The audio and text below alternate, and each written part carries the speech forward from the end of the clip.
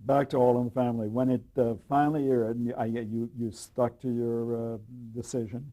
Uh, was it an overnight sensation, or did it have less of an impact than perhaps you would have hoped? No, it had virtually no impact except in reviews.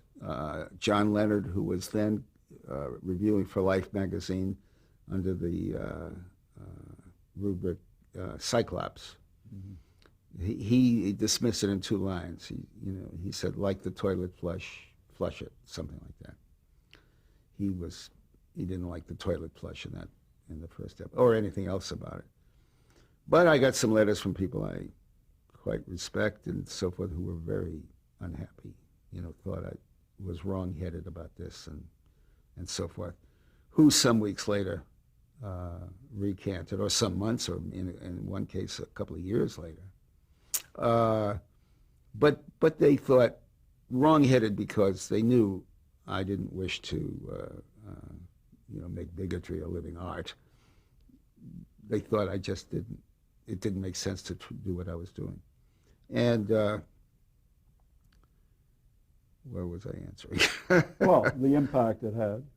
So it was at the bottom of the ratings.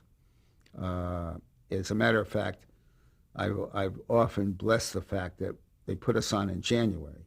It was a mid-season. It was a mid-season show, and in those years when they contracted for 13, they aired 13, unless.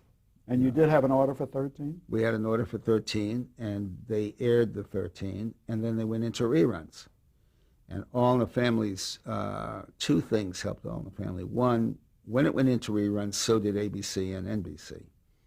And people who had been watching whatever their favorites were on the other networks turned to us. So the ratings started to tick up.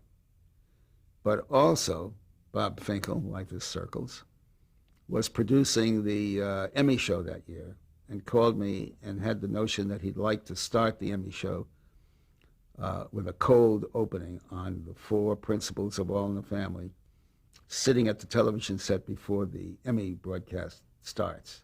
Do 4 minutes of that and then into the show. And that's what we did. And that was great exposure. And that was enormous exposure. Didn't you also